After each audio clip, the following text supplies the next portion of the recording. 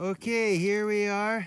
We have Bonnie in there, waist deep in the water, trying to get out a pond lily root.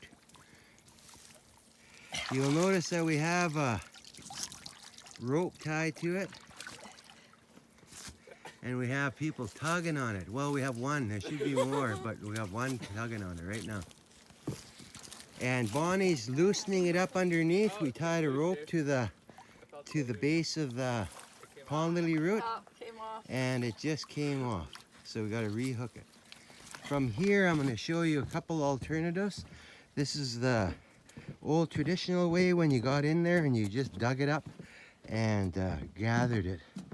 If you notice over here, we have one floating, and that is another way of doing it. Is we use the string and the rope and the hook, and we'll throw out and gather that.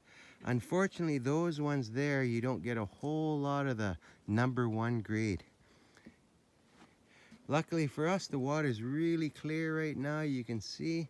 And what we do is we follow those leaves right there all the way down to the bottom. From there, like Bonnie's doing over here, you'll see that she's got a stick, and we start prying up underneath of the pond lily root. Now, the pond lily root itself is awesome for anything heart condition. It also fights cancer and arthritis as well. But for myself personally, anytime that anybody's having anything wrong with their heart, the pond lily root is what I'm going to give them.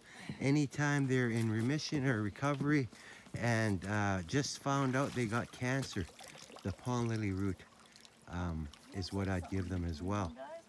I had a friend of mine, my son's grandfather, had 4 heart attacks back to back. He found out we had pond lily root. He started taking it.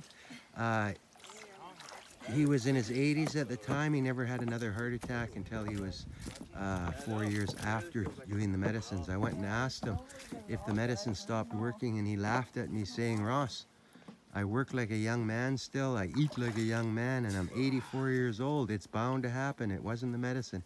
It was the medicine that kept me alive for these 4 years. And I thank you for that." So, if we can get this guy out eventually, I'll show you that part too.